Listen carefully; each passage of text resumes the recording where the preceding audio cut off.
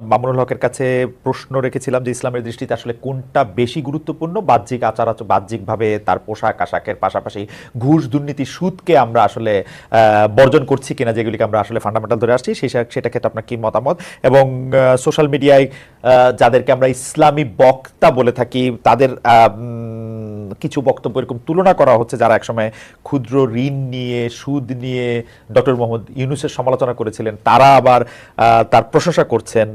বক্তাদের একটি অংশ কি বাতাস বুঝে বক্তব্য দিচ্ছেন কিনা, এবং আপনারা যে ইসলামকে, যেটিকে আসলে পলিটিক্যাল ইসলাম বেশি করে বলা হচ্ছে, যেটা এবং যেই কারণে বাংলাদেশে ইসলামী দলগুলির মধ্যে অনেক বিভাজন দেখা যাচ্ছে, মানে কেউ হয়তো ইসলাম বিশ্বাস করছেন এবং জোর দিয়ে বলছেন যে জনাব মামুনুল হক যেগুলি বলছেন সেগুলি ইসলাম না, আরেকজন বলছেন যে ওইটা যারা বলছেন তারা কাফের। ওই পুরো ব্যাপারটা ধরে যদি একটু আলোচনা করেন যে আসলে কোনটা বেশি গুরুত্বপূর্ণ, কোনটাকে আমরা ফান্ডামেন্টাল ধরবো, জনাব মামুনুল হক। প্রথম যে প্রসঙ্গটা আপনারা দুজনই আলোচনার মধ্যে আনলেন, আমি ঢাকা বিশ্ববিদ্যালয় সহ আমাদের বুয়েটের ক্যাম্পাসে যেই স্পেসিফিক যে কথাটা আমি বলেছি, আপনারা খবর নিয়ে দেখেন, গত 1 মাসের ব্যবধানের ঘটনা। ঢাকা বিশ্ববিদ্যালয়ে একটা সিরাতুন নবী অনুষ্ঠান করার সুযোগ দেওয়া হয়েছে, এবং এই অনুষ্ঠানটাকে ঢাকা বিশ্ববিদ্যালয়ের ইতিহাসে দীর্ঘদিন পরে এই ধরনের একটা অনুষ্ঠানের একটা মানে ব্যতিক্রমী আয়োজন হিসাবে গোটা ঢাকা বিশ্ববিদ্যালয় এটাকে খুব তারা উৎসাহিত করেছে। সেম একই ধরনের অনুষ্ঠানের অনুমতি চেয়ে বুয়েটের ছাত্ররা বুয়েটের প্রশাসনের কাছ থেকে অনুমতিটা পায়নি। আপনারা যে দৃষ্টান্তগুলো এনেছেন সেটা হলো একাডেমিক যে ইসলামিক স্টাডিজ বিভাগ আছে, আরবি ভাষা সাহিত্য আছে, উর্দু আছে, ফার্সি আছে, অ্যাজ এ ল্যাঙ্গুয়েজ বা একটা সাবজেক্ট হিসাবে পড়াশোনার বিষয়ে আমি এই জায়গাটা আমার প্রশ্ন ছিল না। আমার প্রশ্ন হলো যে বিগত 50 বছরে ঢাকা বিশ্ববিদ্যালয়ে ইসলামী ছাত্র মজলিস, ইসলামী ছাত্র আন্দোলন, ইসলামী ছাত্র শিবির নামে আপনারা ঢাকা বিশ্ববিদ্যালয়ের ক্যাম্পাসে কোনো কার্যক্রম পরিচালনা করার সুযোগ আপনারা দিয়েছেন? ইসলামী কোনো সংগঠনকে দেওয়া হয়নি। এই জায়গাটার আমি ইসলামী রাজনৈতিক চর্চার যে সুযোগটা থেকে ইসলামপন্থীদেরকে চরমভাবে বৈষম্যমূলক ভাবে তাদেরকে দমন করা হয়েছে। মামুন ভাই একটা ছোট্ট প্রশ্ন কি করতে পারি, যে ধরেন আপনি যে আমি কথাগুলো শেষ করি। আচ্ছা ঠিক আছে, কোনো অসুবিধা নেই। দ্বিতীয় বিষয় যেটা ম্যাডাম বললেন যে এই যে পোশাকের যে বিষয়, আমি কিন্তু পোশাকের যে বিষয়টা বলেছি সেখানে আমি সুনির্দিষ্টভাবে একটা কথা বলেছি, সেটা হলো এই যে আমরা যারা ইসলামকে রাজনৈতিকভাবে আমরা রাজনীতিটাও যারা ইসলামের আলোকে করতে চাই, আমরা মনে করি যে ইসলাম কমপ্লিট কোড অফ লাইফ, সকল পূর্ণটাই ইসলামকে মানতে হবে।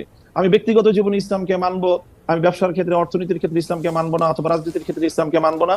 ইসলামকে এভাবে খণ্ডিত আকারে মানার কোনো সুযোগ আল্লাহর কোরআন দেয়নি, বরং পরিপূর্ণভাবে ইসলামকে, যারা পরিপূর্ণভাবে ইসলামকে মানতে চাই এবং বিশেষ করে যারা আমরা রাজনীতিতে ইসলামকে অনুসরণ করতে চাই, আমাদের উপর রাষ্ট্রীয় যে দমন পীড়ন চালানো হয়েছে সেটা অন্য কোনো আদর্শিক ভাবে রাজনীতি যারা করে, আদর্শিক কারণে অন্য কারোর উপরে সেই বৈষম্যটা বাংলাদেশে অতীতে হয়নি।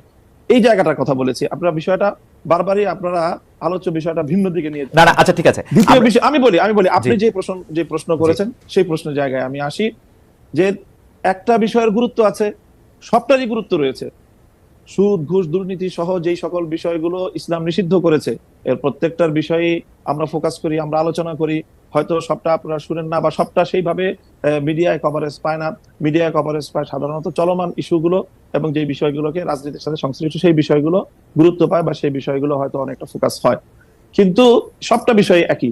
সর্বশেষ আপনি যে কথাটা এনেছেন, এই যে ক্ষুদ্র ঋণ এবং সুদ ব্যবস্থা এবং ডক্টর ইউনূস সাহেবের সাথে বর্তমান সময়ে তার যে প্রশংসামূলক কিছু কথাবার্তা, দেখেন এখনো আমরা বলি যে সুদ ইসলামের দৃষ্টিতে জঘন্যতম একটা অপরাধ এবং নিষিদ্ধ একটা বিষয়।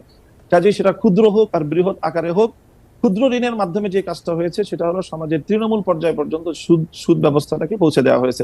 সেই জায়গাটা থেকে আমরা অতীতেও সমালোচনা করেছি, আজও ডক্টর ইউনূস সাহেবের সমালোচনা করছি, ভবিষ্যতেও আমরা সেই জায়গা থেকে, ইসলামের জায়গা থেকে, যদি আমি মুসলিম হয়ে থাকি আমাকে সেই সুদ ব্যবস্থার বিরুদ্ধে আমাকে কথা বলতেই হবে।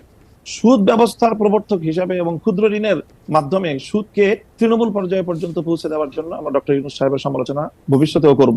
তবে তিনি একটা জায়গায় ভুল করেন, একটা জায়গায় সমালোচনার পাত্র, তাই বলে ওনার সব কাজই যে সমালোচনার যোগ্য সেটা নয়।